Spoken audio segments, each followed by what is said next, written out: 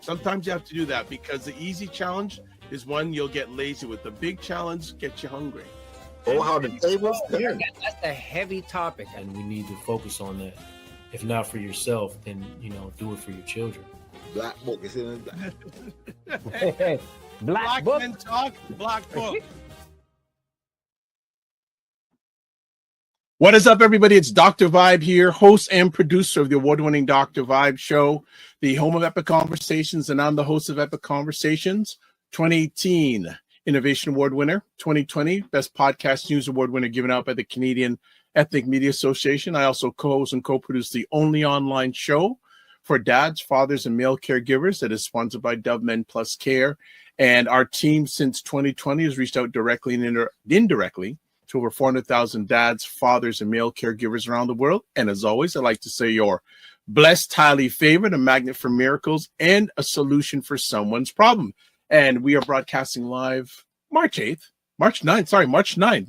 with International Women's Day. And it's International Women's Day every day, by the way. Just want to put that out there. But you are watching Black Men Can Talk, a show where Black Canadian men come together to have real unfiltered conversations about life, culture, and community. And usually I have Kofi Sadat and Kofi Morris with me on this conversation. I know that Kofi Sadat won't be with us tonight because him and along with his beautiful partner are doing a comedy show tonight. They can't make it, and Kofi Morris was at that comedy show. And he texted me about 10-15 minutes ago saying he's going to reach by 5 minutes after the hour. We'll see. But you know what? The show goes on. The show goes on. I want to say thank you for everyone who's supporting live on the replay with the broadcast. We appreciate you and we love it. And this is the first day of the, I guess, spring forward, fall back. And this morning I was so mentally drunk, basically, because my clock was off this morning. I was just like, not there, and I was a little bit couldn't figure it out. Eventually I did get things straight because I had 2 shows to do today and had some stuff to do to help assist some other men, so I'm on it now. But got up this morning and said, wow, like, what time is it? And still, okay, believe it or not, my watch is still showing the wrong time. It's an hour behind, and I've got to fix it. So people here, I don't know if you'll be able to see it. Let's see, I'll put it up here. My watch is saying it's you can't. There we go. Like 4 minutes after 7, which is not correct. It is 3 or 4 minutes after 8 o'clock Eastern time. So I have to figure out if anyone has any suggestions how you can get a Garmin watch to tell the right time. Please send them in. Please send them in. But in Toronto, where we're based here, I would say the weather is gradually getting better. This winter has been too long. January and February took forever to finish. Last year, most people told me 2024 went by in a flash. Yeah, well, 2025 is slow. The winter weather's been ugh. But today we had some nice sunny weather getting there. It was like 6 or 7 degrees Celsius. I actually saw a brother yet today who was wearing shorts. I go, really? I'm not there yet. Sorry, it ain't happening. It ain't happening. No shorts for me. That's easy. And we got someone in here. Black Nerd Talks. Good to have you here. The amount of shoveling I've had to do this year alone. Right? And Black Nerd Talks, a pleasure to meet you last Friday at the Iron Sharpens Irons Black Mental Health for Men event. It was great to finally meet you and great to share with you. And hopefully we can continue the conversation. But the amount of shoveling, for people that don't know, I judge a winter in Toronto on how much you have to shovel. Now, up until the last 2 years, up until this year, I don't think I shoveled my driveway. The shovel hardly went out, like 3 or 4 times. Last month alone, way too much. Actually, two weeks last month, that was out of bounds. But I get smart. I have a battery-operated snowblower. Thank you very much. That, an investment, bought it years ago, didn't have to use it intensely till this year, but I'm telling you, Get one and battery operated. Don't have to worry about a cord, or my next door neighbors have these big gash machines. I'm not there. I'm not going to spend like $500 on a snowblower. Not my vibe. Not my vibe to do that. But I will tell you, my next door neighbor who has a snowblower, we had a snowstorm, and then I was overnight, and I got up the next morning, and I didn't want to open the drapes to look outside because I go, oh my gosh, how much I'm going to have to shovel. Check it out. Next door neighbor did the driveway for me. Hello. So I am all over that vibe. That's why it's good to have good neighbors. Whether you're in a condo, an apartment, or a house, you never know when they're going to need you. And you never know when you're going to need them. So 100%. Okay. We are going to do a short little break. And then we've got a new friend for the Black Men Can Talk family, though it's a gentleman. Him and I met a long time ago. He remembered me. I don't know. I have to be honest. I don't remember a lot these days with this shiny head. Well, once in a while, he remembered me. Black Nerd Talk says, ever since moving from Montreal to Toronto in 2015, I never shoveled. But my first winter getting a house this year was very humbling. I wish my neighbors were that nice. Oh, give it time. Give it time. We'll see. Just give it time. No problem. But yeah, Montreal's a whole different language when it comes to snow. There's many a time I visited Montreal in the winter. It was concrete in Toronto. Well, by the time I got to Kingston, snow. And by the time I got to Montreal, worse. That's a whole other conversation itself. All right, we're going to go for a quick break, 30 seconds, and we'll back up with a new friend for the Black Men Can Talk family. So we'll see you in about 30 seconds. Good morning. It's Dr. Vibe here, host and producer of the award-winning Dr. Vibe show. My name is Ryan Knight, one of the co-founders of the Afro-Caribbean Business Network. It's Carolyn Nicole time. She is here to make us better. In 15 minutes, you could accomplish so much for your health. This is where we have our morals, our values, our decision making. I don't know if Wayne Harris is still here because he's probably commenting, but I got to tell Wayne about that because he'll go, what?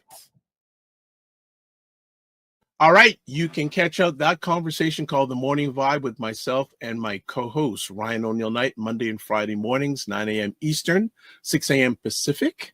And that's a slice of what you get on The Morning Vibe. All right, let's get to some house stuff, and then we get into our conversation. Subscribe to the Dr. Vibe Show on YouTube and hit the notification button. Also, please like the Dr. Vibe Show on Facebook, LinkedIn, and Instagram. And to advertise your business, product, or service on any of the platforms I'm involved with, email me dr.vibe at the dr.vibeshow.com. And finally, join the Black Men Can Talk Discord group. Email me again, dr.vibe at the dr.vibeshow.com. We'll see. We're getting close. Do you think Kofi's going to make it till 10 after the hour? I don't think so. But when he comes in, make sure you rib and say, Kofi, how come you're late? All right. So new friend coming up on the show today. S-Quire Johnson is a community influencer, has been developing and implementing social justice focused programs and initiatives with community agencies for profit businesses and educational institutions. Since 2012, he is the founder and co-executive director of ANKOBEA Fatherhood Initiative, a family service initiative that supports African Canadian Black ACB children, families, and communities by providing resources, mentoring services, and advocacy supports for fathers who often feel marginalized and unsupported. He's also a digital media creator, and that brought his passion for highlighting stories of social and cultural identity to his work for over 10 years. As a videographer and video editor, he has produced content for such cultural staples as Caribbean Vibrations TV, TD Jerk Festival Toronto, and the Caribbean Tales Film Festival. So this man he doesn't stay quiet. You don't think? Well, let's bring up brother Kofi is here. Okay, hold on. Okay. I'm going to bring S-Quire first, and we're going to bring brother Kofi on. Mr. Johnson, how art thou? I'm doing well. Now, just as a clarification, Dr. Vibe, the pronunciation is Esquire, like the magazine. Excuse me. Just want to make sure that, the branding is the branding is the branding. Hold on. Why are you identifying yourself with a non-melanated publication? Come on now. It's not non-melanated. It's not a matter. So I'm just playing. I know. Playing with you. I feel you. How's it going, man? How's things on your end? I am blessed, highly favored, a magnet for miracles, solution for someone's problem, Blackalicious. Blackalicious. Okay, I need to put that inside my lexicon just now. I don't think I've heard that one just yet. Blackalicious is going to have to go inside my vocabulary. Okay. Yeah, I am Blackalicious, but it's really good to have you on. It was good seeing you last Friday. I hail up to Troy Crossfield and his team. I could only spend a little bit of time there, but it was positive, effective time. Oh, yeah. Anytime that we have the opportunity as Black men to be able to truly connect on a levels is always encouraging. So once I got the heads up from the Mandem that this was actually a thing, and knowing in terms of that it was connected with Troy, knowing the amount of work that he's done within community, I was definitely for it. It was a very, very good vibe, so we say. All right. Well, he made it before 10 minutes after the hour, so we got to bring him up. Do we? Kofi. Peace and blessings, brothers. Good to see you guys. Good to connect on the Black Men Can podcast. For all those that are tuning in, looking forward to a lively session. Good. What have you been up to today? Oh man, well, literally, I'm just coming from the actual comedy show that was run by Bish. Isn't She Funny? NOJ is the host of a ongoing comedy series. So Bish Funny is the Instagram, and we just came from there, which was at the comedy bar off of Danforth. So I'm flying from the other side of the city to come to. Did you get to see the young comedian that talks about mental health? I did. I think I missed that particular comedian. Yeah. But the family definitely was like raving about the beginning, of the show, of course. And again, like, this topic is huge because we don't talk about it a lot in terms of this connection, but humor and wellness, like the ability to connect those two, is significant, especially for us as African people and Caribbean people, because guess what? We find ways to laugh at a lot of the hardships, the challenges and struggles of our lives. That's what keeps us going. I think it's a big part of like our lifeblood. So I think it's blessed to be part of that, initiative, kind of culminating Black Mental Health Week this way with that particular event, and then coming into today's conversation, and just delving into what it looks like relative to fatherhood. And it's so funny because I just saw S-Quire, a couple of days ago at the event. At Troy's event, for ISI, Iron Sharpens Iron. So just looking forward to kind of delving into a little bit what that experience was for you. Again, blessed to connect again in this space, and as we continue to utilize these digital spaces to support men, Black fathers. It's so important that we use these platforms to our benefit. So yeah, I'm looking forward to kind of delving a little bit more deeper. Okay, well, I'll kick off the conversation. Esquire, can you tell us about your journey and what inspired you to co-found the ANKOBEA Fatherhood Initiative? So to circle back, and Kofi actually knows a bit of the history as well, it came from when I first became a father back in 2006.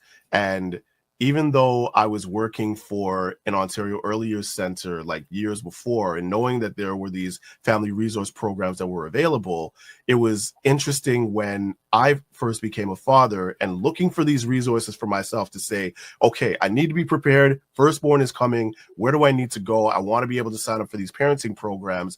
And there was a distancing that I had experienced when it came to engaging with facilitators and community members about this work. And at the same time, not necessarily seeing the representation of fathers, much less Black fathers, within these particular spaces. I was fortunate to find out about what was previously known as Younger Potential Fathers back in the day. And I just dived into a lot of the parenting programs and just enveloped myself to know, wait, there's like this core group of Black men that are proud of being active and involved in the lives of their kids.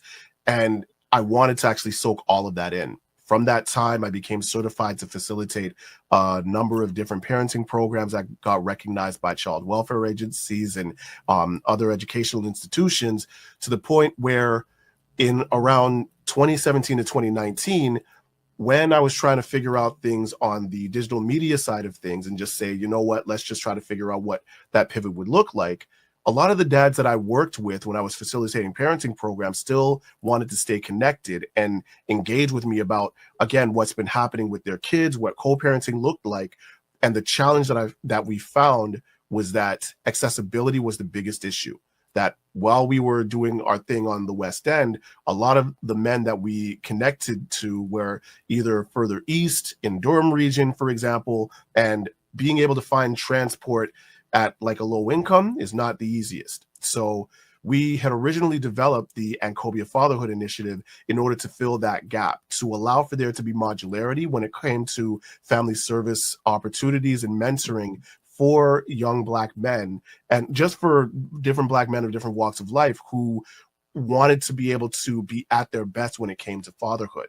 We had the opportunity, and we were blessed to receive funding from the province of Ontario through the Ontario Trillium Foundation to pilot this particular work. And we had been fortunate to work with hundreds of fathers across Ontario to be able to strengthen their supports and their engagements with their families, and also understand what their resources are available to them when it came to advocating for their kids. And over time, what we also realized was that we were having more and more conversations with service providers because of the fact that we would usually be seen as the intermediaries, whether it is connecting around parenting plans for dads and so on. And there was an increase in the desire to learn how to best engage with fathers from that organizational standpoint, where you have community health centers that are trying to figure out how come Black men are apprehensive when it comes to accessing our resources when we know for a fact that we're trying to make that space available to them.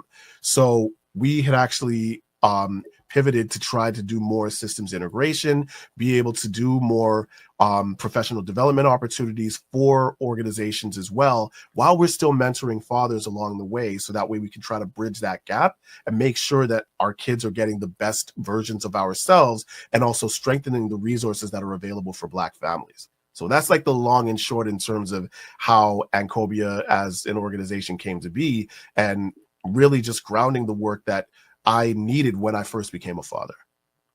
Right. Brother Kofi, you want to jump in? I've got lots of conversation pieces. You tell me when you want to jump in. 100%. No, I mean, you know, one of the things that really struck, and I'm sure that people that are listening right now, especially the fathers, right, are like, wow, like for those that are not familiar, right, with the work, the Black Fathers Initiative, and recognizing that this is out there, like this is available. Once again, like with the work initially with Young Potential Fathers, now Ujima House, again, the thing is always, really? Like this exists? I don't even know this exists. So my thing is like, one of the things was like, why is it, you know, that these types of resources are scarce? Why do you think this is not a focus, knowing that there's two sides to parenting? There's a mother and a father, and there's various, you know, mothers initiatives and initiatives for women. Why do you think that there's like still this gap, you know, in terms of service delivery and community for fathers, Black fathers? I appreciate that question, because I have a different perspective when it comes to the idea of scarcity when it comes to supports for Black men and Black fathers specifically. What I've learned over time, like even just within the last 10 years alone, is just within Toronto, there are a significant number of initiatives and organizations that are doing very strong work when it comes to supporting Black fathers. We just mentioned Younger Potential Fathers, who have now transitioned into Ujima fathering centers. You end up having out of the East End Black Daddies Club, the stuff that Brandon Hayes been doing for the longest time. You even see in terms of the Lions Circle, in terms of the work that they've been doing for a good amount of time as well. And also we mentioned Troy at the same time with regards to Iron Sharpens Iron. And what I've found, and what we found within like the research studies that we've done over the years, is that these initiatives and these projects and these programs, they've been happening significantly in order to actually bridge that gap for Black men and Black fathers. The challenge comes in when it comes to the awareness around these initiatives, and also to understand the unique skill sets that each of them ultimately have. In a lot of cases, what also comes up as a barrier is, what a lot of nonprofit organizations find, is sustainable funding, a sustainable revenue stream, in order to make sure that there can be a thriving within that work ultimately.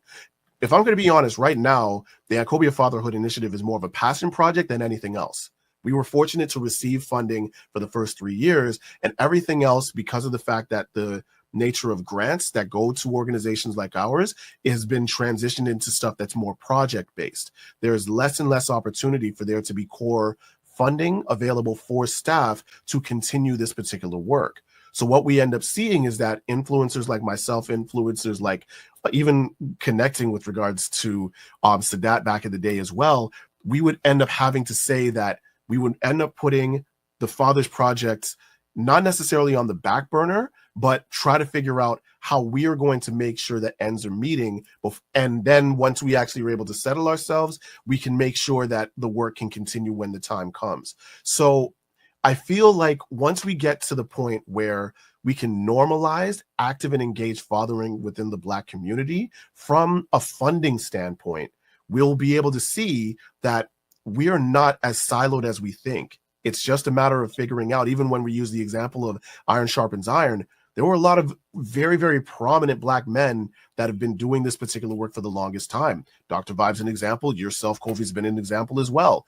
And we know that we're all there, but it's a matter of saying, what can this network of supports ultimately do to make sure that the awareness around our individual skill sets can be amplified as well?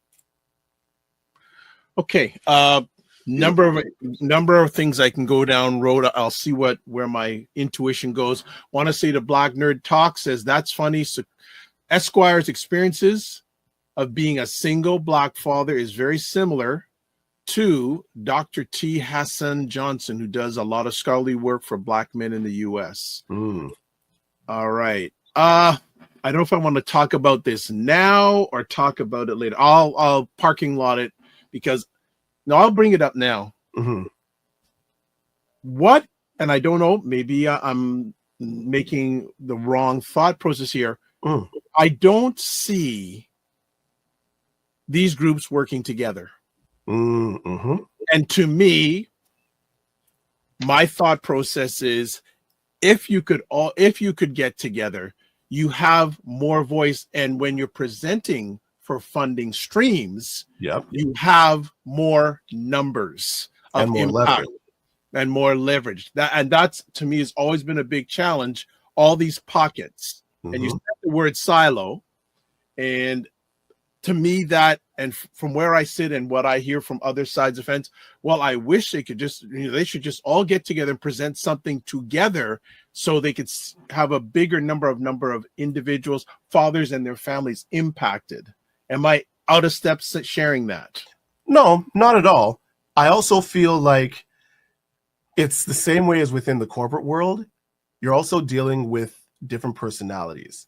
So it's a matter of being able to figure out, how do you appeal to that other initiative to let them know that there is a benefit in terms of collaborating, in terms of showing partnership. The reality is, funders, stakeholders, donors, they want to see collective work and responsibility within these particular initiatives. They're more willing to be able to say, if there is a level of wraparound support that's going to last for hours, like that's going to be lasting for a year, for example, we could get behind that if it's a group of organizations that's doing similar work or doing like stuff within different intersections of the work.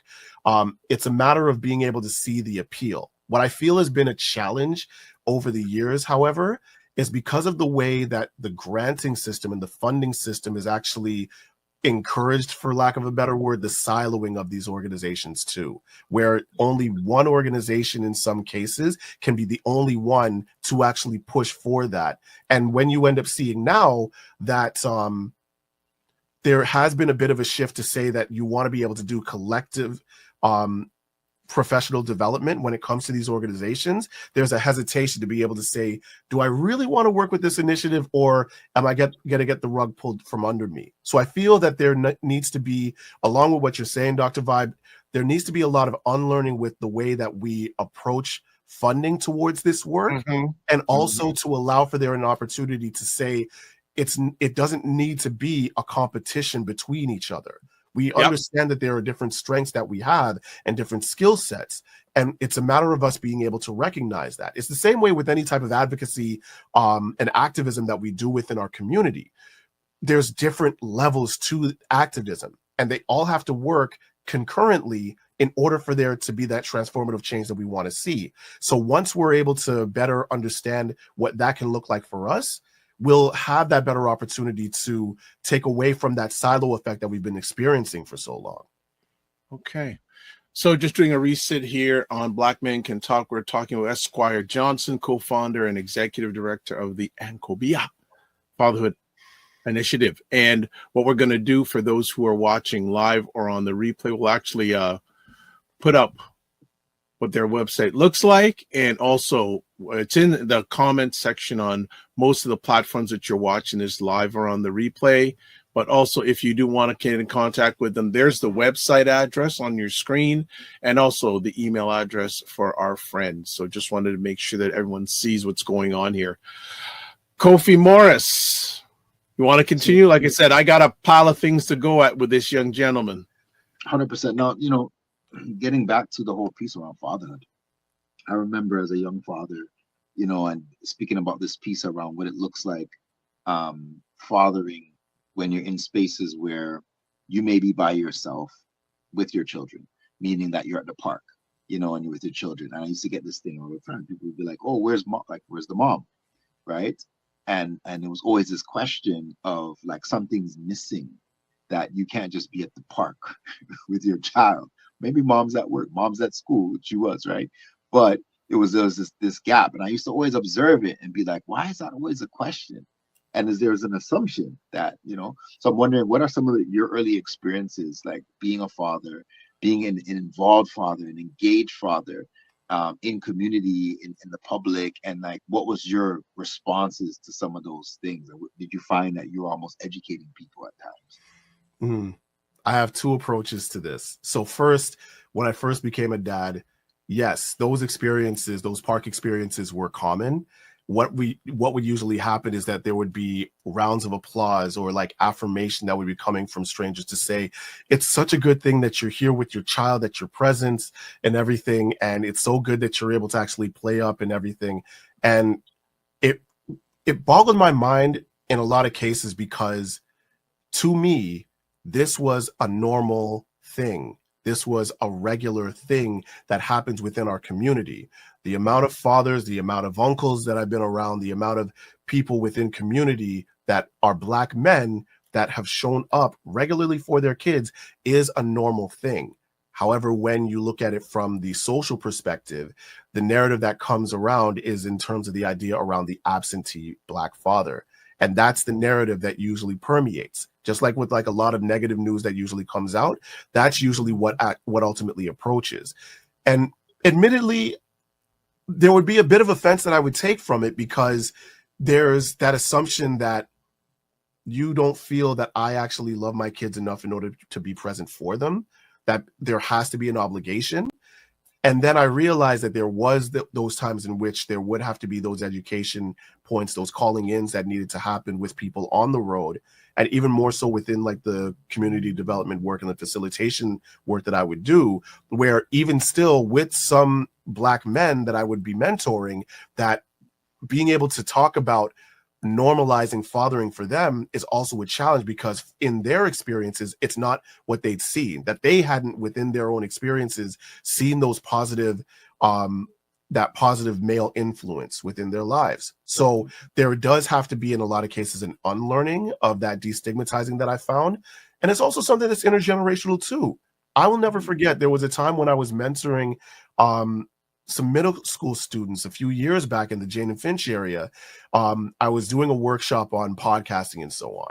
And they wanted to talk about their lived experience living in the Jane and Finch area, 2 black boys, 2 black girls. And they were excited. The black girls were excited to talk about the inspiration and the motivation that they received from the moms, from the aunties, from the community moms, from the community aunties that they had, that would connect them to educational resources, that would connect them to employment resources, make sure that there were positive examples of black women that were successful, so that way they knew that path to what their success can ultimately look like. And I asked the question to them, and again, this is like middle school, like grade 6 to grade 8, where I asked that, okay, do you feel that that approach would be beneficial for black boys that are around your age?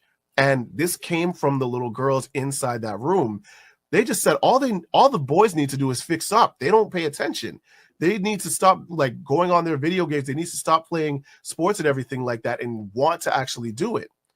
So it's a matter of being able to unlearn what those untrue social norms are when it comes to black men and black boys that really actually plays a negative factor with regards to what fathering looks like within our community. And in a lot of cases, I'm fortunate to see, once those examples and that representation is there, there is like a heightened energy. There's a pep and a step from a black man that wants to be able to step up and be their own example for their kids and for their families. Huge. Thank Good stuff. Good stuff. We're going to catch up on some comments here. Frequency Event Promotions, welcome as always. Thanks for being here. Also, says Kofi, what's good? Long time no see. Black Nerd Talk says, agreed with Dr. Vibes. We're operating in silos and it prevents us from getting significant headway. Right way home. Blessings, gentlemen. Thanks for holding. He says, thanks for holding it down. No problem. He goes, he's listening in. Absolutely. We're glad that you're listening in right way home. All right. And then we've got Black Nerd Talks says, pull up yourself by the bootstraps, black men. That part. And that's I think the biggest stigma that's placed on black men, that the expectation is that we are supposed to figure it out. And that in general, in terms of the way that men are supposed to be approaching things, when it comes to emotional intelligence and so on, it's not something that's necessarily encouraged, but it's a matter of saying that we need to be more solutions focused. When the reality is, when you're able to show the examples of what healthy co-parenting can look like for black men, what healthy engagement with your kids can ultimately look like, there's a desire that we ultimately have to be that example, to be all of those things to our kids. When the stereotype and the stigma is that you need to just fix up yourself, figure out what job that you're going to make sure that you make that money and everything will be good as gold. When the reality is, you, just as much as you want for your kids to know all of you, your kids want to be able to know who you are. You want to be able to show that to your kids as well. But if that barrier around like that emotional intelligence is not nurtured, or it's not shown as far as healthy examples, how do you expect for that to change? So really within the work that we do is, again, trying to combat what those stigmas are and how problematic terms like pulling yourself up by your bootstraps are for black men, and how discouraging it can be, especially when you're trying to seek out the solutions in order to advocate for your children and for your families in different ways from what you might have been raised around. All right. What does ANKOBEA mean, and how does it reflect the mission of the organization? Okay, so ANKOBEA is an acronym that stands for Accessing Necessary Knowledge on Becoming Elevated Africans. So, going a little bit back into the history, we had ultimately inherited the essence of this organization that was originally based on being able to provide resources and educational opportunities for the Black community from that educational standpoint. That's within the era of being able to actually do the each one teach one type of thing outside of what the educational institutions would be able to provide, or the lack of that culturally specific, Black-centered education. So when we had actually developed the Fatherhood Initiative, we had actually received the blessing from the developer of ANKOBEA to be able to further this specifically for African, Caribbean, and Black men. Doesn't mean that it's an exclusive initiative, however. It's a matter of being able to say a lot of the work that we do is Afrocentric, it is culturally specific, but it's also, in a lot of ways that we explain it, it's also life lessons for fathers and families. So the same way as when you end up putting opportunities and making opportunities happen for Black people and how it benefits everybody, this is the approach that we actually take when we're able to advocate for ourselves in educational institutions, with child welfare agencies, with community health centers. You end up seeing that it enhances every other community that utilizes those resources. We know for a fact where our niche is. We want to make sure that we actually build ourselves up as subject matter experts within what we've been proficient in. And we know for a fact that doing that will only expand and actually broaden the impact of transformative change within our families too. Nice. Right Way Home says, pull up that definition, S-Quire. Pull up that definition. Love that. I'm going to make a suggestion. You should put that on the website. Okay. Appreciate that heads up. Because that's defining who you are. Because we go, okay, where did that get that? And they can't find. That's one of the reasons why I asked that question, because I didn't know what it meant. Mm-hmm. No, it's true. And the thing about it is, for a good while, we had done that intentionally because of the fact that, again, branding is always a thing, and it always asks the question. So yes, there is that benefit there, and for sure that's something that I could actually take back with the team and the board. But it was always something that became a conversation starter when we actually connected with the institutions that we've been working with. And once they actually were hearing like the explanation that I gave, for example, they were able to say, okay, it makes sense within this space, and it's not something that's glossed over like when you see people giving business cards without context, you know? Right. I want to ask, what are some of the key challenges African, Caribbean, Black fathers face in today's society from your lens? That is how much time you got. I told you before we started, I got time. No, I appreciate you for that. Some of the biggest challenges, I'll try to do my best to nail it down to maybe 2 or 3. I feel like understanding the representation that already exists within our community around the positive Black men and Black fathers that are already within our communities, being able to recognize them and honor them is a big factor. There's a lot of times where there would be this idolizing of Black inspirational folks who have since long passed. So the same way that you would see the usual staples of the Martin Luther Kings, the Malcolm X's, the Rosa Parks, and so on, that have done phenomenal work for our community and for the world in general, they're usually seen as the main stalwarts. Now, when you end up speaking to a Black man in 2025 that is going through this experience for the first time, there may not necessarily be that connection to that influencer from during the civil rights movement that happened decades ago. So I feel like a part of the challenge is being able to see what that representation is for them in modern times, and realizing that these people are just as accessible as the ones that are right next door to you. So in terms of that representation, I feel like the challenge is also, another challenge that comes up is the social stigma around fatherhood as a whole. If we're going to be honest, fatherhood, as much as fathering has been a thing since time immemorial, it's still seen by society as a niche project. So you don't see that, again, there are people that are really seeking out to be able to talk about the rights of Black fathers, or being able to fund initiatives and organizations that actually make fathering the focus with regards to those organizations. Or if it is, it's for a limited time only, that type of circumstance. So being able to see like that regular representation of organizations that are doing this work is also a big challenge that comes into play. And then we get into talking about a lot of the elements that come through what Canada's described as the social determinants of health and health inequities. When we talk about what fathering looks like, as a Black man, when you end up asking the question, how can I be expected to provide the best quality of life for my kids when I'm struggling to hold down a job, when I'm not able to actually be employed, when my education is not the greatest, so I can't really speak to the teachers at my school, when there's an issue with regards to family, for example, when I'm still trying to figure out how to be able to keep the roof over our heads. And in a lot of cases, because all of this is happening all at once, it makes those soft skills and that connection with our kids much more challenging, because there's a mission in front of us that we need to address. And we've been socially conditioned as Black men to say we need to solve that problem, forget the emotions, get the job done. And that's the only love language that you're able to give to your kids, is to provide. So I feel like that challenge of overcoming what that stigma is and being able to articulate that these are also important areas that I need to have addressed. And this is also what's been holding me back from being able to have that significant connection that I want with my kids, or to foster a healthy co-parenting relationship. Those usually are seen as barriers with regards to what fathers in general and Black fathers experience in terms of what that ultimately looks like.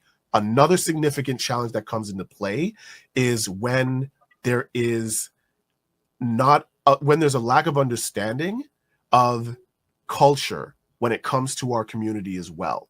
And it's misinterpreted, and it's interpreted as something that is negative. So when you're a Black father and you're working with a family resource program, a child welfare agency, and by all intents and purposes, we can be very excitable and we are very passionate people. So even without it being a thing or aggressive or anything like that, we will usually raise our voice. We will be able to actually be direct in the way that we speak.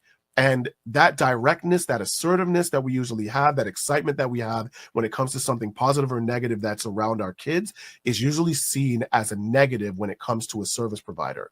And that father is usually written off as ungovernable, as somebody that is challenging, as someone that has anger management issues.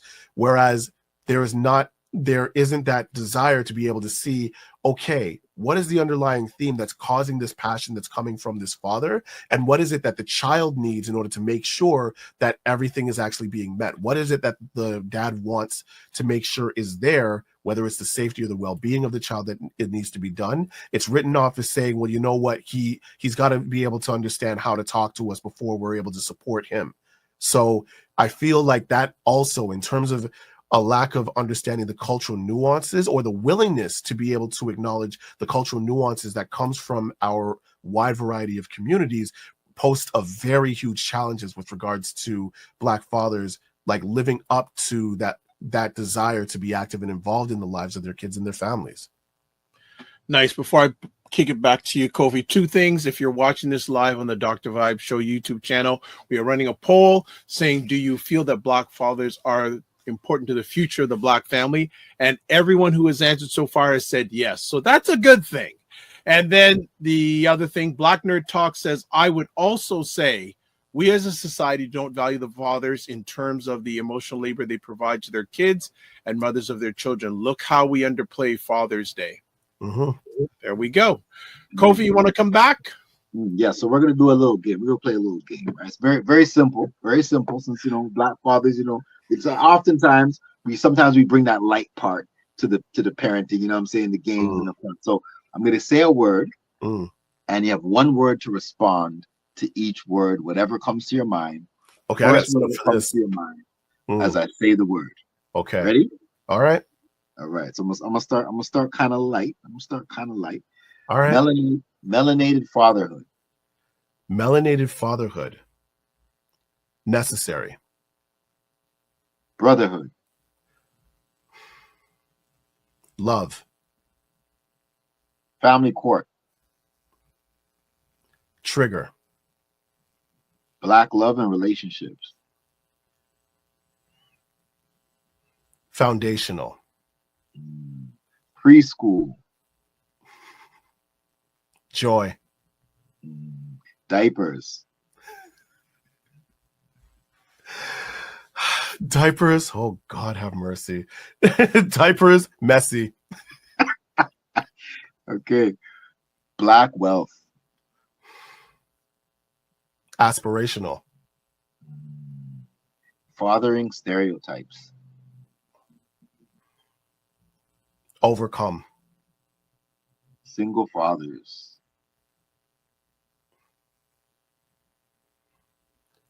Seen.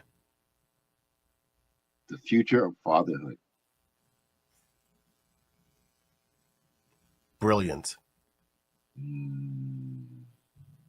Beautiful. Thank you for playing our little game, brother. Thank you for playing our game.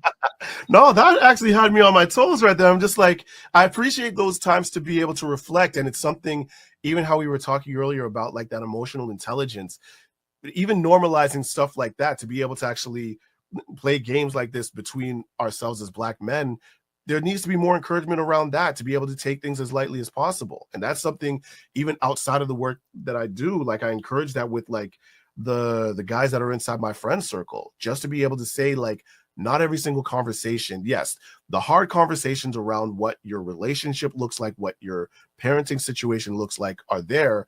At the same time, I always want to make sure to encourage, what are actually those points of joy that you're able to see with your child?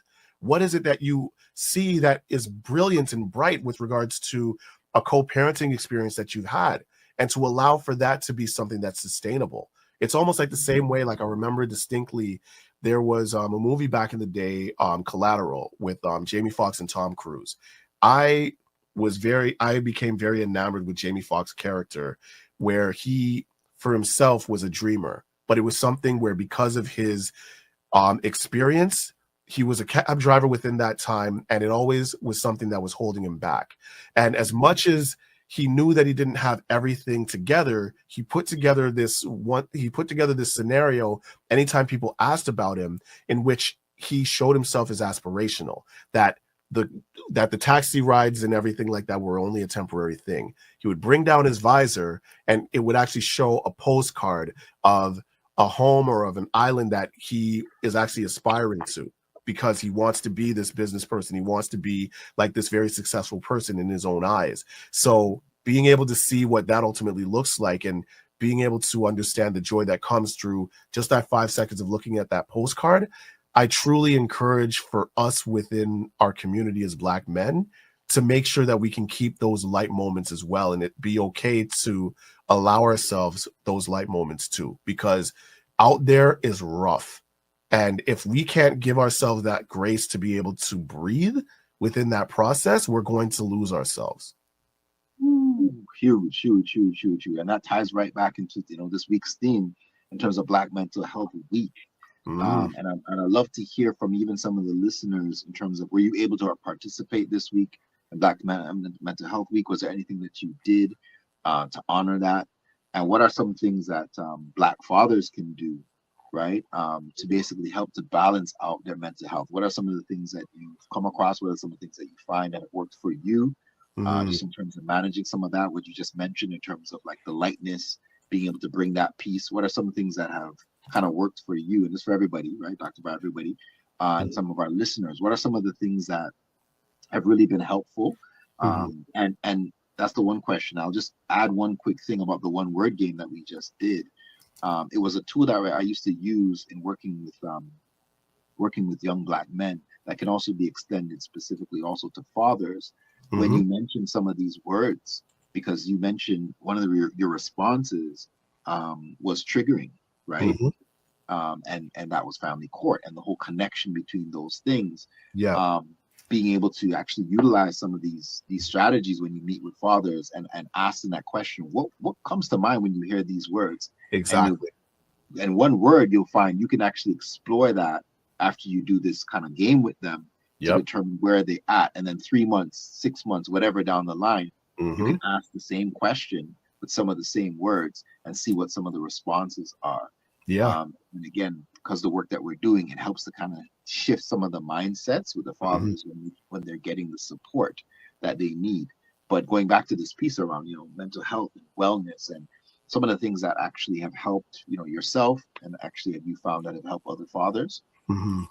So I want to go back to the first question in terms of the iron sharpens iron, in terms of that experience. I was fortunate to be invited by Yao Togobo from the city of Toronto in order to take part inside this conference. Big up Yao. He's big man. He's big man around this city, eh?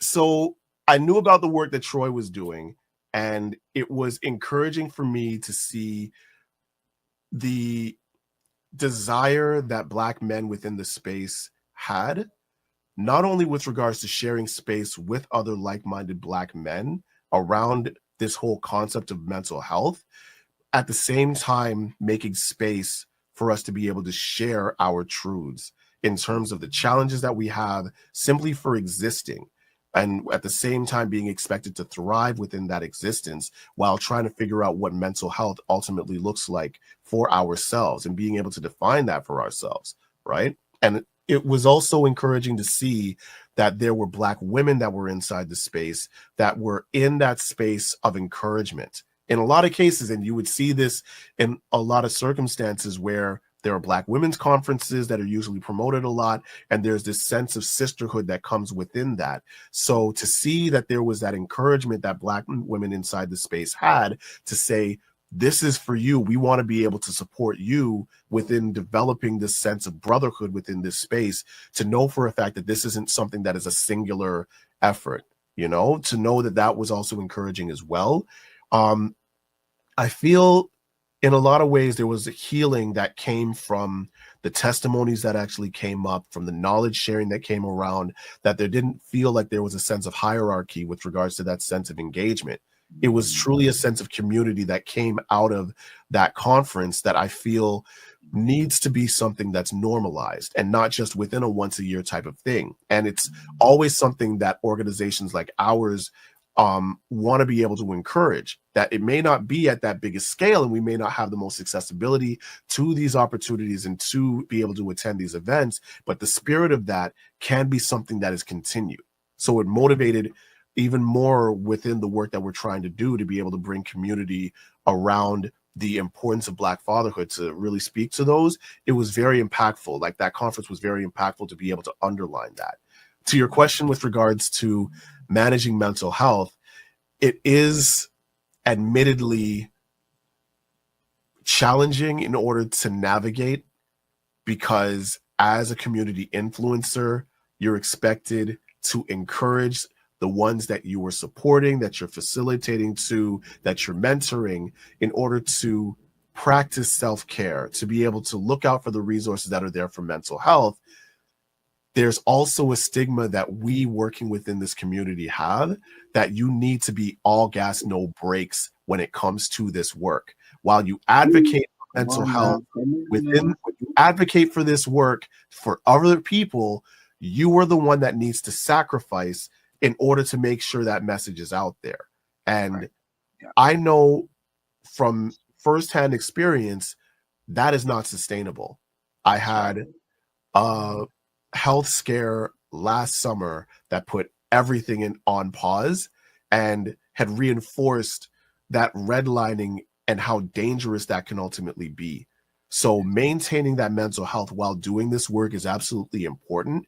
Understanding what your capacity is with regards to what you're able to provide to the work that you're doing, to the families that you support, to the communities that mean the most to you. That's really where that mental health and preserving that mental health and wellness comes into play. Like, we can always find like those tools that speak to us, whether it be spa days, whether it be like reading, whether it be going out to concerts or comedy shows, for example, and see what those nuances are. Yeah. The importance is intentionally taking that time to say, this is what I'm going to do to take care of my mental health in this moment. And also recognize those moments that need to be normalized before it becomes a crisis that you'll need to address at this point. It's no different than the way that we normalize working out and everything like that, and flexing whatever muscle, or normalizing the way that we study when we're in school, for example. Preserving mental health also needs to be a regular thing. And also being kind to ourselves when we end up falling off, and giving us that opportunity to say that we can find ways to take care of ourselves at another time, if right now is all hands on deck. So that's like the way that I usually approach that mental health perspective. It comes in different ways for me, and there's not like an easy like example that I can actually give, whether it's like playing video games or like going out on a drive and stuff like that. It comes in different ways, but it's making sure to take that intentional time to make sure that self-care is being practiced, whatever that looks like for you, as long as it's something that is bringing quality and joy for you and not harming you and everybody else, that's something that you want to maintain. Beautiful. A couple of things you mentioned. So you said sharing our truths. That was something that came from the conference, first of all, the Iron Sharpens Iron conference this past Friday, and also the whole piece around being intentional and creating spaces for your healing and normalizing this piece. You said sense of community and normalizing this, meaning it doesn't just happen at this event or this particular, summit or this particular whatever, but it's something that we consistently talk about, create awareness about, share some of the things that are working for us. You know what I mean? Some of the things we've been doing. It just came to my mind for some reason, swimming. Swimming, and I don't know why that came to my mind, but oftentimes we don't talk a lot about that in our community, but understanding the quality and the importance of connecting to the elements is something that from ancestral healing, a spiritual perspective, I talk about a lot, but recognizing that you can tap into the elements to support your healing process. So water is one of those elements, and being able to go and immerse yourself in spaces where there's water. And even if you're not somebody who presently can swim, being close to bodies of water. Yes. Exercise in those spaces, right? I want to be able to piggyback on that. That was one of the biggest healing things that I had for me when I first became a dad. When it was like points of contention that were happening on a personal, professional level, I was fortunate to be living in a space that was close by Rouge Beach, like right at the border of Scarborough and Pickering in Toronto. And whenever things got extremely heavy, I found myself walking to the beach each time. And while I love going to the rec centers and stuff like that, just spending an hour out by the water and quite literally just allowing myself to hear that would always be something that would be healing for myself. I turned that into a regular routine for me. So you're absolutely right. Like, it's a matter of being able to find ways to connect to those elements in ways that don't necessarily need to be costing you money in order to do. Huge. That's a huge one too, right? The financial connection to it. I'm so glad that you touch upon that, because often fathers are thinking that, like, in working with fathers, you probably have heard this before, there's this piece around picking up their children. And there's a piece that sometimes that mothers and other family members would share and say, he doesn't pick up his children, etc. And I've heard fathers say, well, because they don't have money, or they don't have the money that they felt that they would have for the weekend or whatever. And as a result, they wouldn't pick up their children. But it always baffled me, because I was always like, bro, you could just go by the water. The park don't cost no money. You know what I'm saying? Playing some game doesn't cost nothing. Get a movie, have a movie night, go and buy a $6, $5.99 pizza that you can make on your own. Get some of the toppings, that might be under $10. That's like $15 right there. And make a pizza with your children and call it pizza night, pizza movie night, or whatever the case may be, right? There's certain things that we can do, but that's when we're tapping into a space of creativity, and we're not coming from the thing you mentioned earlier, which is the scarcity piece. And I think that's something to kind of highlight too, in terms of why sometimes fathers are challenged, is because their perspective and their outlook, they think they need to have this for their children, they need to look this way, but not forgetting. Like, can you touch upon that a little bit? That talks to social conditioning, if we're going to be honest. When you end up seeing a circumstance when you have a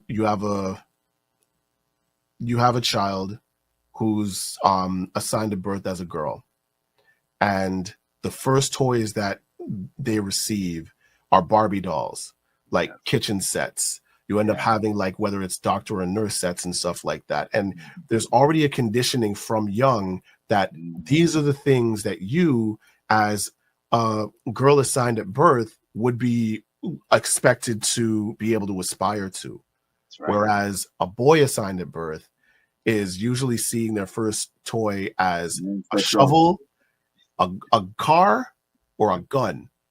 Yeah. And that is a regular thing. It's something in which you've got to be doing these quote unquote traditionally manly tasks, and that is the only thing that comes into play. Or it's something in which you're encouraged, if you're playing games, like you'll be able to do Monopoly, and that's like one of those things where your connection to money is the only thing that is tied to your identity. So when you're conditioned in that particular way, and you see those examples where you are nothing if you can't provide for your family, yes, it's going to bring in that apprehension to say, if I don't have money to make sure my kids are getting something out of that, then I don't have a value within this family. But like you said, encouraging that creativity and realizing that your kids really just want to spend time with you. That's the most valuable asset.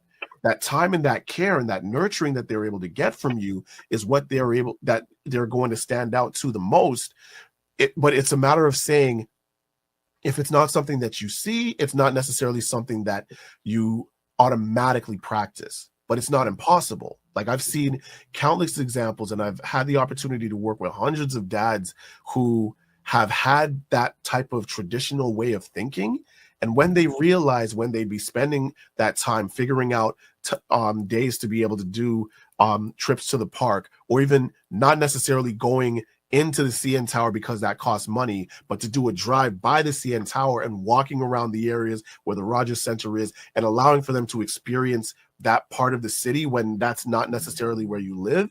It's a matter of providing those experiences. Think about it in terms of like the way that we usually approach dating. In a lot of cases, we don't want to spend that much money.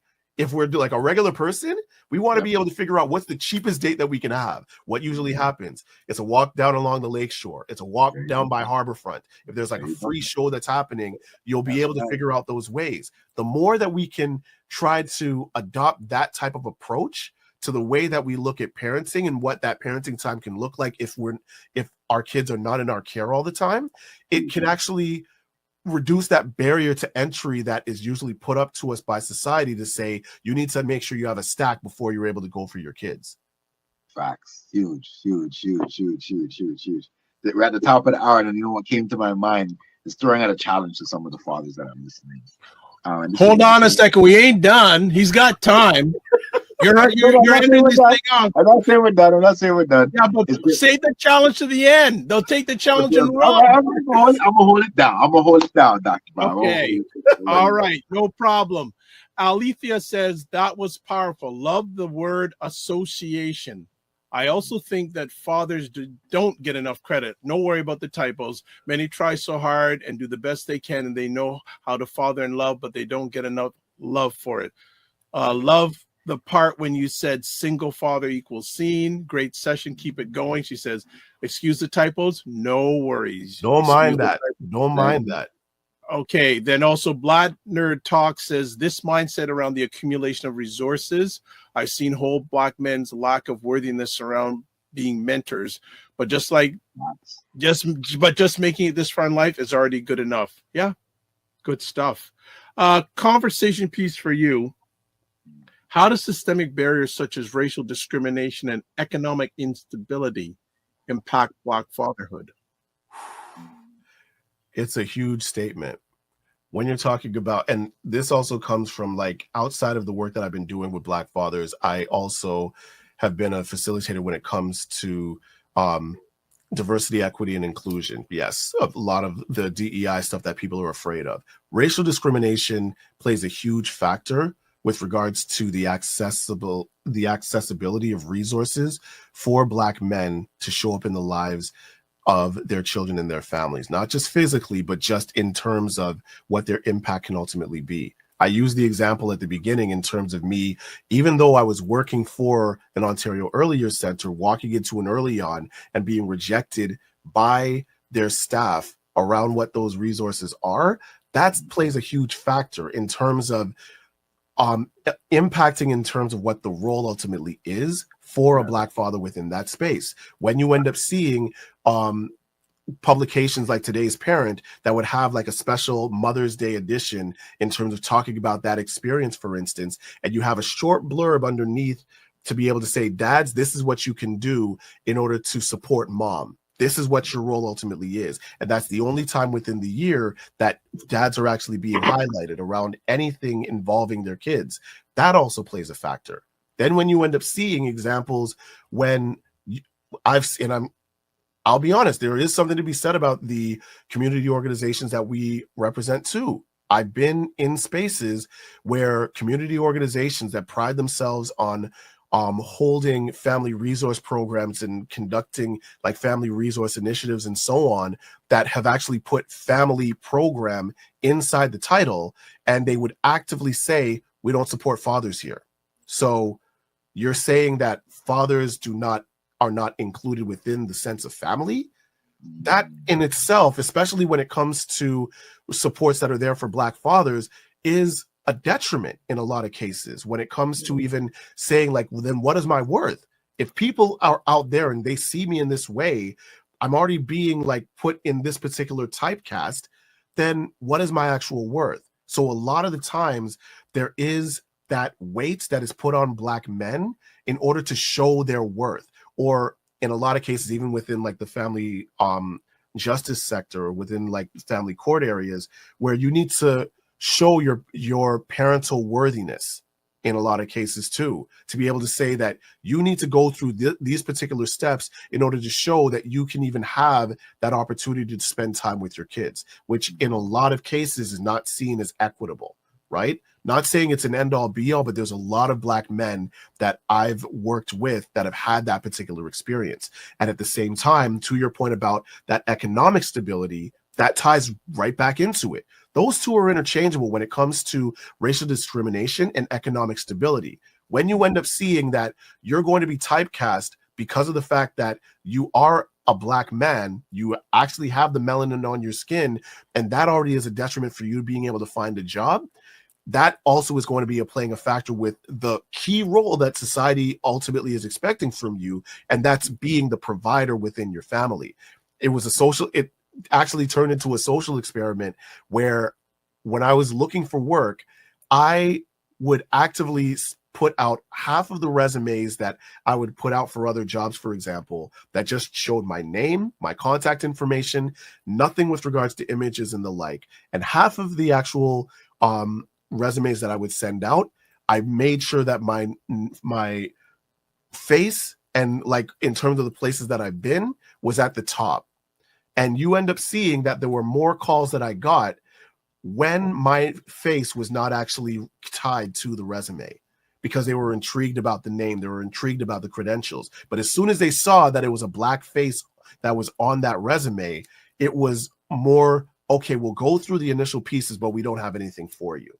So seeing that as what that lived experience is for a lot of Black men plays a huge role. And there's a lot of times when just justifying your existence within the sustainability of the Black family is what a lot of Black fathers face in terms of being able to be accepted as a key component towards the positive health and well-being of our kids, which again is not something that is equitable by any means. Straight up. All right. That makes me think of, again, connection to employment by a postal code, right? Is that people you almost be mindful of not only your name but your postal code relative to applying for a job. People, we've had to get strategic in community. Individuals and young people, knowing that you're coming from a particular neighborhood, so there's already stereotypes. As a result, they're just screening them resumes one time, and we don't know what presets they have, relative to that. So that's huge. Thank you for delving into that piece and recognizing, once again, do our resources determine our ability to parent our children? And I think it's something that we need to start to challenge more as a collective of fathers in community, recognizing that piece that you mentioned about being able to provide and being able to hold and support one another throughout this journey. Because, again, let's be honest, lack of education, lack of resources, lack of knowing who the people that you know relative to opening opportunities, especially in the city relative to employment, speaks volumes. So if we're not supporting one another and helping to open up doors for one another, a lot of men are going through challenges that are affecting them and their ability to show up as parents because of what's coming, because of that income potential that's there, but not being able to connect those dots and not being able to get viable employment. A lot of things have changed since COVID. A lot of people who, I was in a conference this past weekend, people who that getting the job directly impacting their ability to financially provide for their family, it now being a decision that they had to make. Are they doing it or not doing it? And then as a result, having to pivot in different areas of their lives and having to put down certain skill sets and pick up new ones because they weren't willing to take the job. So like, these are the things that, we don't get to engage with as much to understand, but there's been a significant shift for a lot of fathers and men in these scenarios and community in general, right? So I'm gonna throw it back to Dr. Bryan. Yeah, Love Music Initiative says fighting to exist is exhausting. That part. And Walamala says they will give you enough time. A tough time, absolutely. A few conversation pieces I have for you here. I'll go this one first. What role do fathers play in strengthening Black communities? I appreciate that question. First off, as cliche as it sounds, it starts in the home. There are a lot of different intersections that fathers touch when it comes to strengthening their families first, which also reverberates within community as well. We've talked ad nauseum within this conversation about the provider father, and that's just one of those elements that comes in. You mentioned earlier, Dr. Vibe, about your connection with Dad Central Canada, and Dad Central Canada came up with the 6 pillars of involved fatherhood. So when you're talking about the other elements outside of the provider father, you're talking about being interactive, being responsible, being nurturing, which is what fathers are not only capable of doing, but also do that by nature, especially because of that particular desire that they want to have as a connection to their kids. In terms of being able to be, in a lot of cases, their kids' first teacher, to make sure that they're able to see that example of responsibility and that example of awareness of the world that they're in. That's usually that first example. And at the same time, it's usually the first example of what they see when it comes to even navigating relationships. So being able to set that apart is also a huge factor that comes into play. In terms of what role that Black fathers play that strengthens community, it happens twofold. It comes with regards to the way that they advocate for their kids and their families within different intersections within community, whether it is within schools, whether it is within whatever faith-based institution that they're in, whether it's a church, mosque, or otherwise. When it comes to if there is an issue with regards to child welfare, when it is something that's involving law enforcement, for example, the way that that engagement ultimately looks like, in a lot of cases, they would usually be the one that would be stepping up to address these particular matters, and whether it is to be the shield or to be the liaison between those resources and their children. That is a huge factor that they play with regards to it. And at the same time, and I know that this happens with a lot of the people within my circle, we end up becoming community fathers as well, where we also have, in a lot of cases, a vested interest, not just in our own kids, but within the communities that we're in, the kids that are actually connected to them, being able to like innately look out for them. And it's so fascinating because that type of community parenting usually gets set for what happened back in the day, like back in the 70s and the 80s, in which you'd be able to like look out, and you would expect that from our parents, when the reality is there's a strong number of Black men and Black fathers that are inside these schools, and they want to be able to be on school trips that their kids are involved in, and make sure that all of the kids are being looked out for, that they're sitting on parent council meetings, that they're being able to be in spaces, whether it's city council or otherwise, and having conversations around how education can be revised to make sure that their child is being seen and not just educated, but safe within those particular spaces.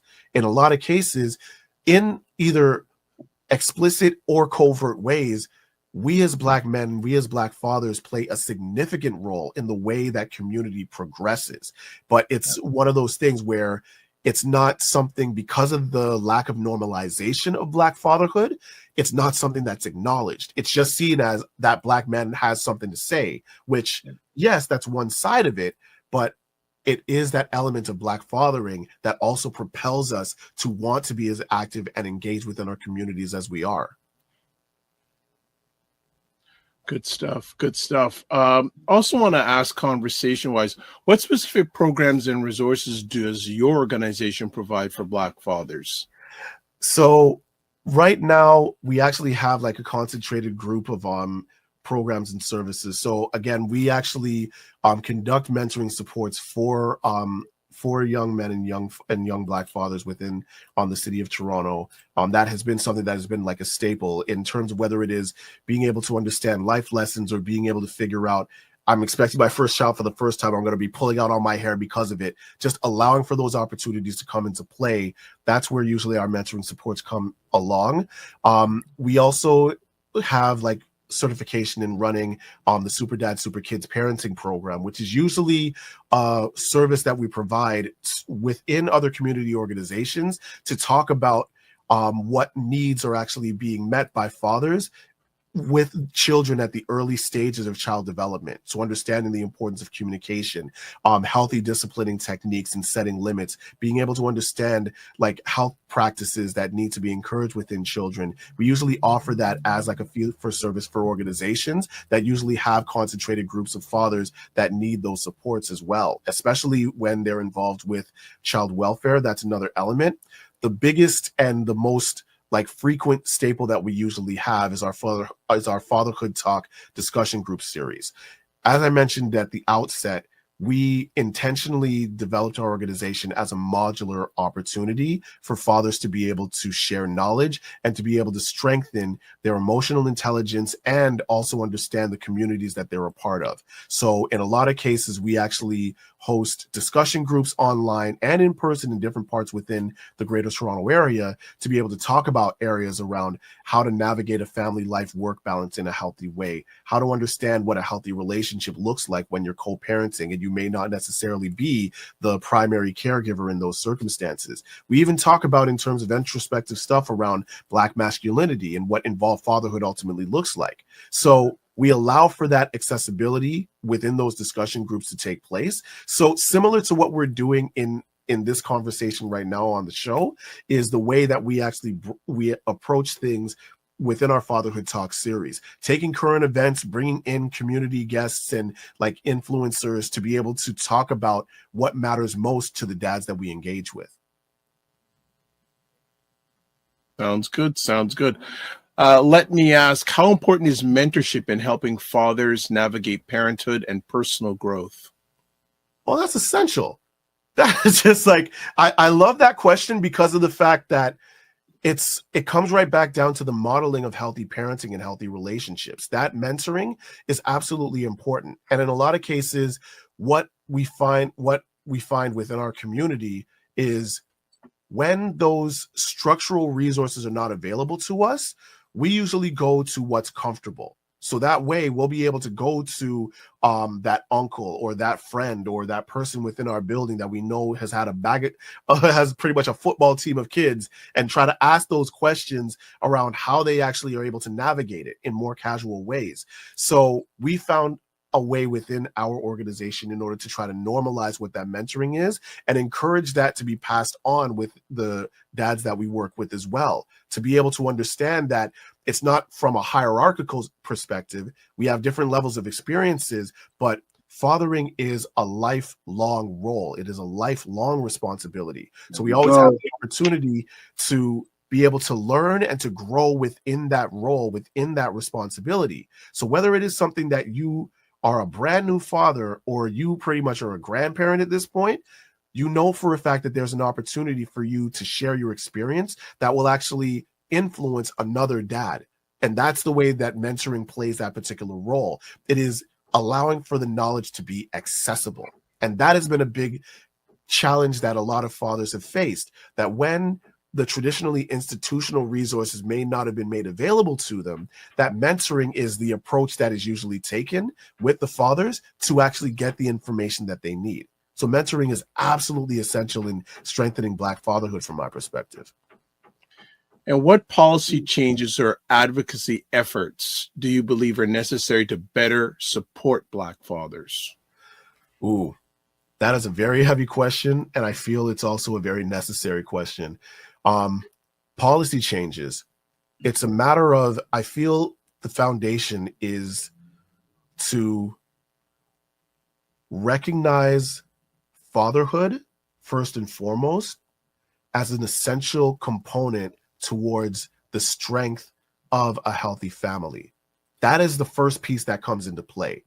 And allowing for, especially if we're talking about the lens of equity, diversity, and inclusion that we're supposed to be having from all levels of government, making sure that Black fatherhood is acknowledged within the decisions that are being made around what resources are actually put towards family services, around encouraging that collective work and responsibility, and around mandating what the awareness of these resources are that would be available to Black fathers ultimately too. So in terms of that policy change, I feel, especially from an institutional standpoint, the normalization of Black fatherhood needs to be at the forefront. And that in itself will allow for there to be a trickle-down effect that will actually ensure that there can be an enforcement of equitable approaches towards engaging with Black fathers and by proxy Black families as well. And that it will, in that effect, when you're able to approach it by using that lens to influence policy,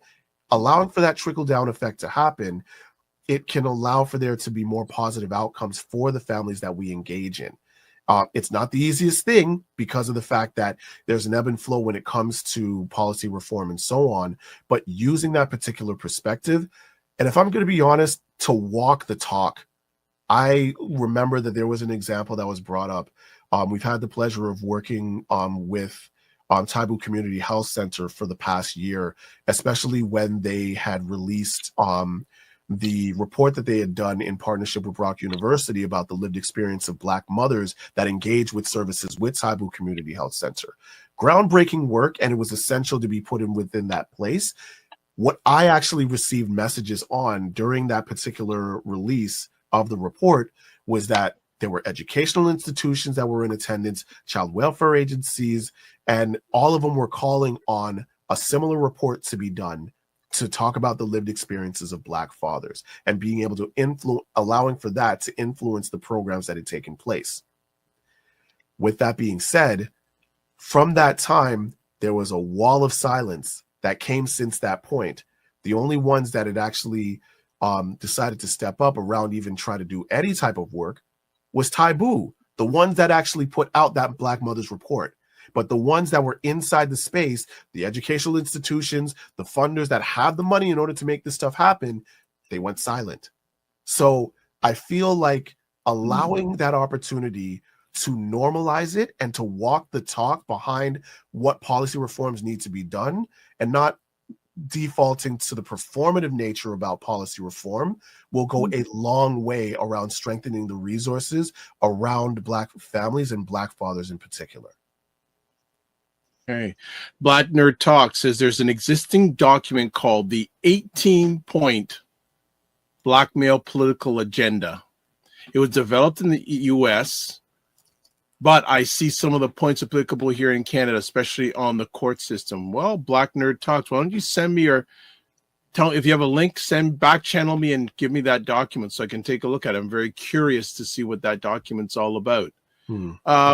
Another thing I want to ask is, how can the broader community, including women and extended family members, support Black fathers in their parenting journey? Easiest question, include them. If we're going to be, I usually try to break things down in the most simplest of ways. For the broader community, for the women and the ones that don't identify as Black men or Black fathers, include them within the process and acknowledge that that Black fathers are an essential part within the lives of any family ultimately. And that just comes within the way that engagement ultimately looks like. That comes with regards to the way that conversations are also being had when it comes to that level of engagement. So using the example that was had earlier to say that the father doesn't come around, and the explanation is with regards to the lack of money, have that conversation with that dad to say, honestly, your presence is enough. And to make sure that there's an affirmation that they are not only seen, but they are necessary within the healthy development of their children. To make sure that there's a normalization. It's not a matter of Black dads, as we were saying earlier, pulling themselves up by their bootstraps. It's normalizing the engagement when it comes to Black fathers in terms of the lives of their kids.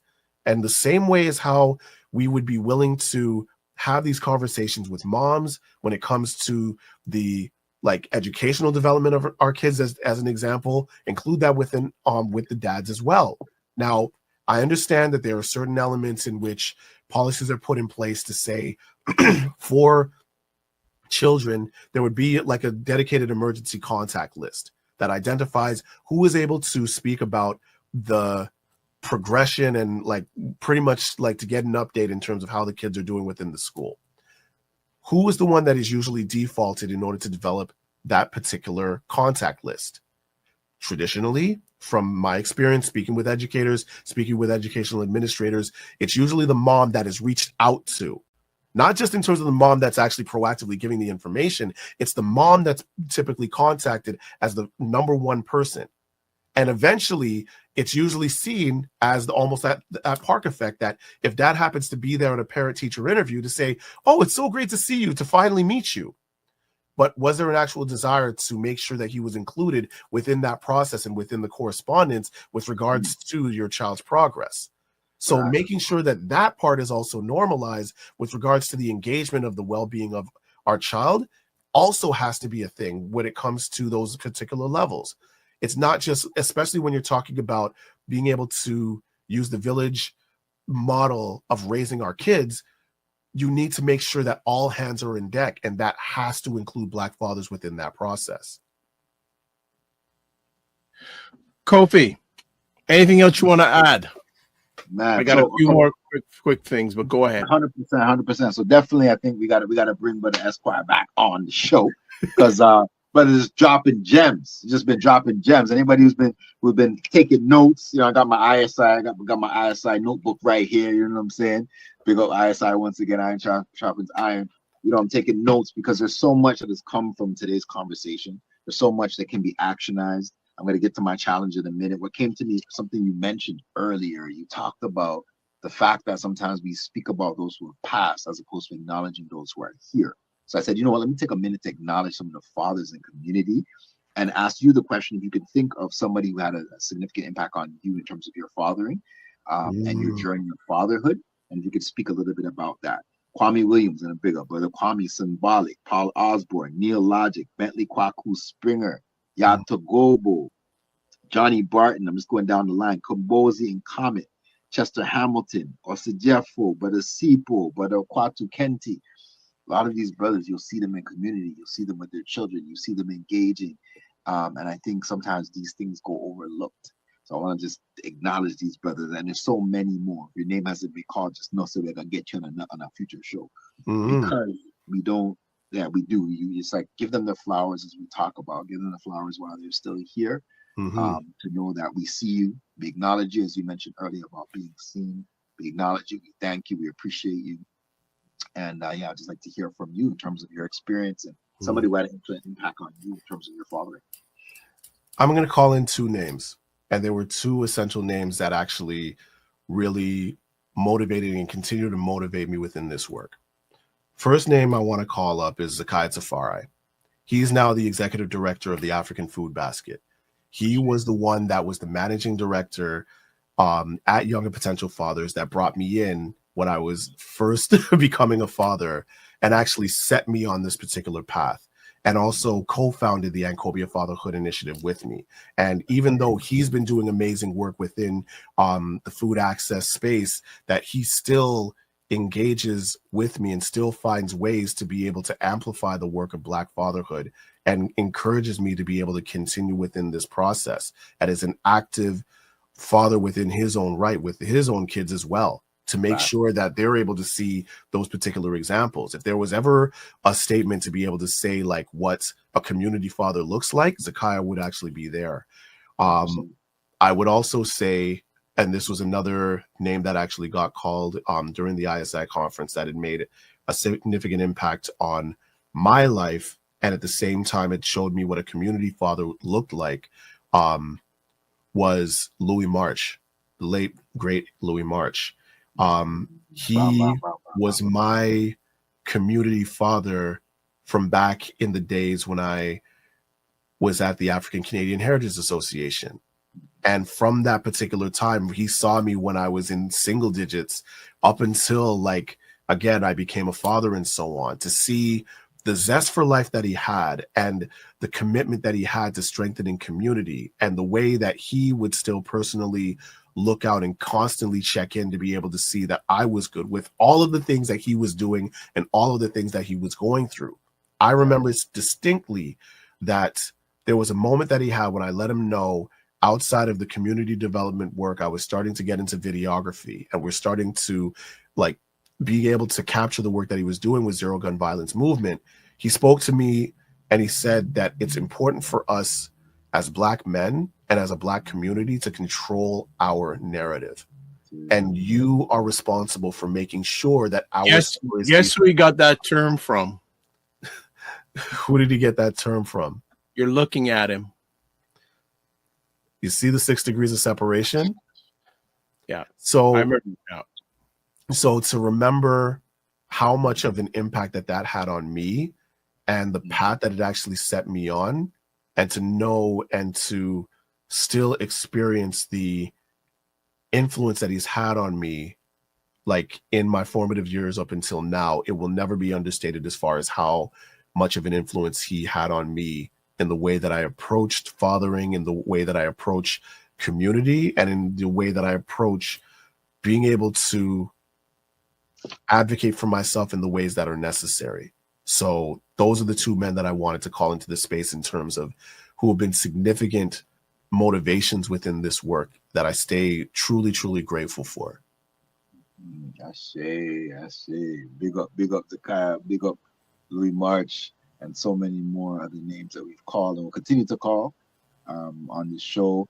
Again, you're tuning into Black Men Can Talk, so we've been reasoning for a minute. So the journey continues, the conversation continues even offline, knowing that we have so much more work to be done in the community, which we're standing on some powerful shoulders.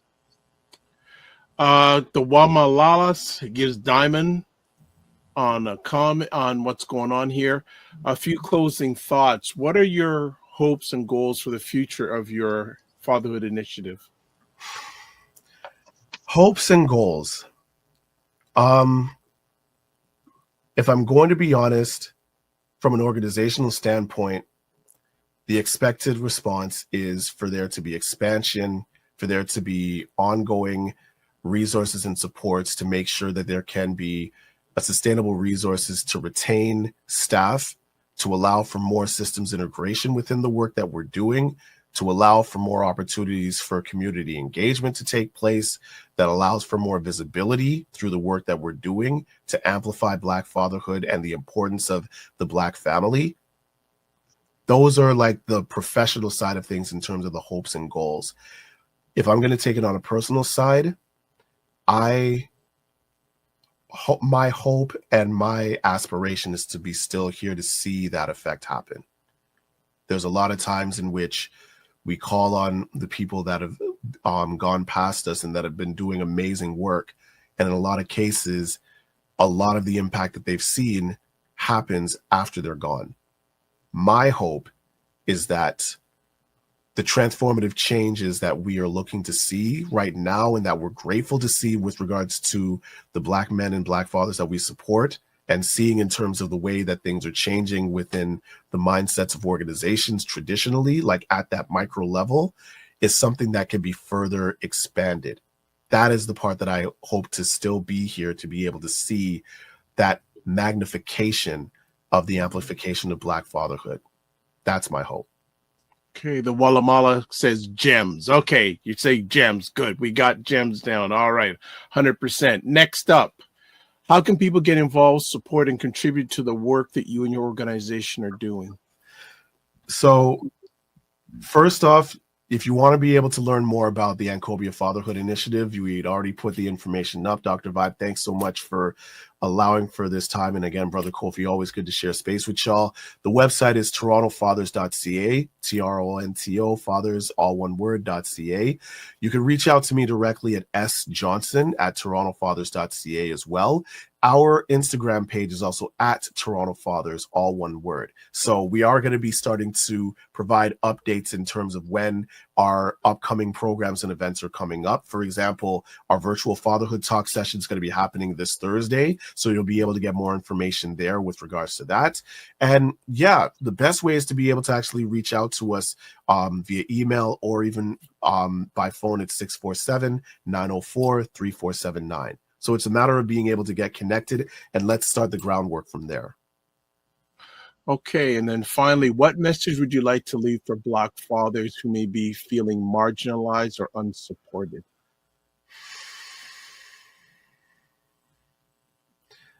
The message that I would want to leave for Black men and fathers who are feeling unsupported: you're seen, you are loved, you are necessary, and you need to know that there is a wide circle of people that are fighting on your behalf to make sure that you can continue to provide the best quality of life for your kids, for your family, and for your community. Continue to advocate for yourself. Continue to love and care for yourself in the ways that are healthy, because you are needed within this space. We need you. So please remember that you are always loved and you are always going to be necessary. Brother Kofi, anything you want to add before we let this gentleman exit stage left? 3 words, brother. We need you. Powerful. We need you. We need you to continue to do the work.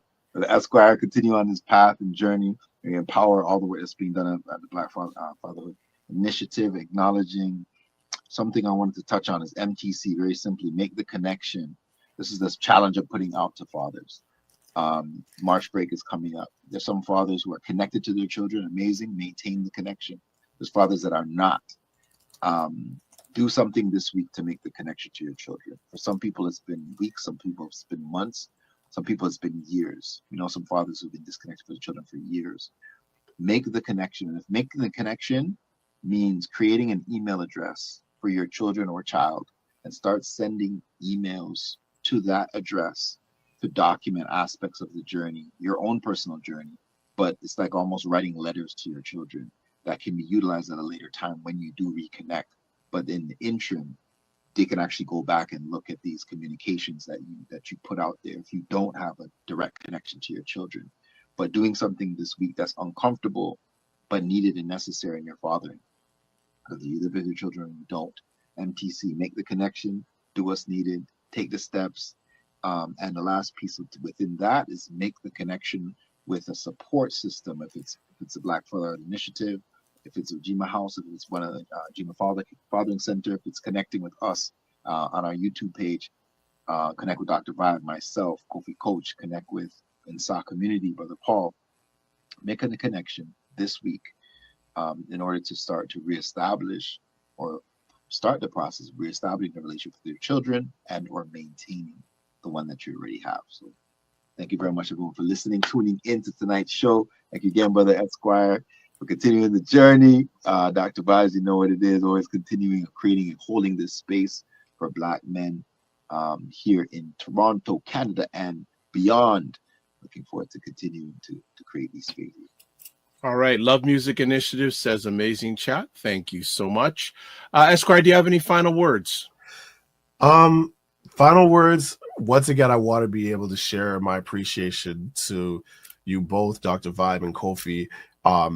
6 degrees of separation is a real thing. And especially within like the last several weeks, I've been realizing more and more that coincidences are false, that there's a reason why things happen when they do. So the fact alone that there are platforms like this that encourage Black men to engage and to talk about what's important, it's absolutely essential. So I just want to be able to share my appreciation for that. Thanks to all of you who have been engaged within this chat as well, those who are actually listening, those who have actually been actively within the chat.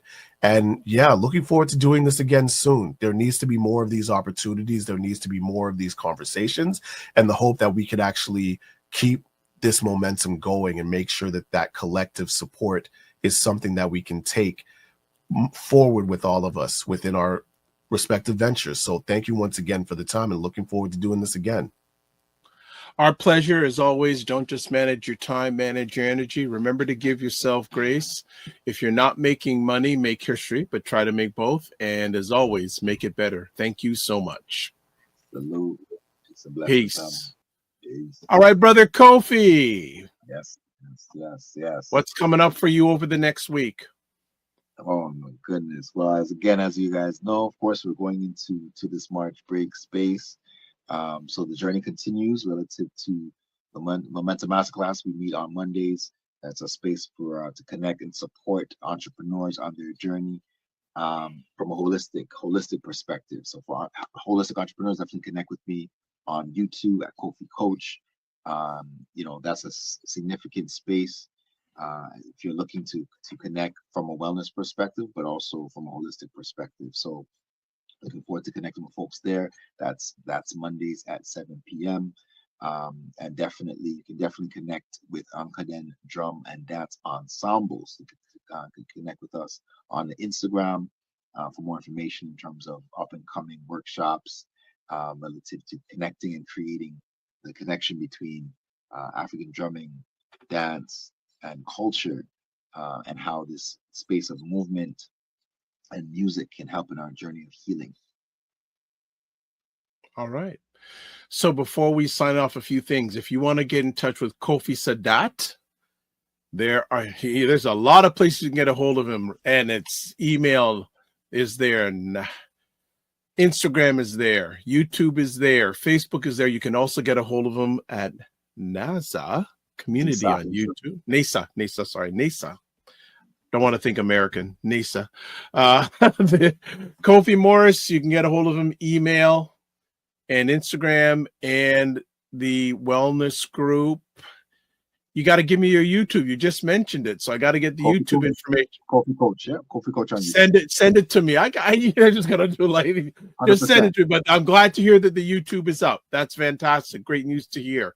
Myself, if you want to get hold of me, website, the drvibeshow.com, YouTube, Facebook, and LinkedIn, The Dr. Vibe Show, Instagram, the drvibeshow.com, X/Twitter, drvibeshow.com, email address, dr.vibe@drvibeshow.com. You can catch replays of this type of conversation on the Dr. Vibe Show on YouTube, Facebook, and LinkedIn, and also the Dr. Vibe Show website and Paul Osbourne Facebook and NASA on YouTube. I will end off with two interesting things. A lot of research shows that the more a father is engaged with his family and children, especially the children, the more potential for positive outcomes are for those child and children. And research shows, it was done a few years ago, and I'm sure they got to update the research, the most engaged fathers with their children, this research that was done in America a few years ago, are Black fathers, believe it or not. So we have to demolish stereotypes each and every day. So as always, live your life as a dream. If you can dream it, you can make it. Sometimes you have to get small to get stronger. Block assumptions, aim bigger, aim better, aim higher, aim wider. Love, faith, and respect. Again, don't just manage your time, manage your energy. Remember to give yourself grace. Again, if you're not making money, make history, but try to do both and make it better. God bless. Peace be well. Keep the faith and walk good.